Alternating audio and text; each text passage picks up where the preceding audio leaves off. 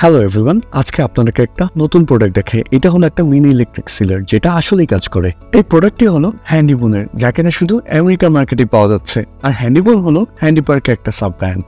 বাজারে আমরা যেসব মিনি সিলার দেখি সেগুলো বেশিরভাগই ঠিক মতো কাজ করে না।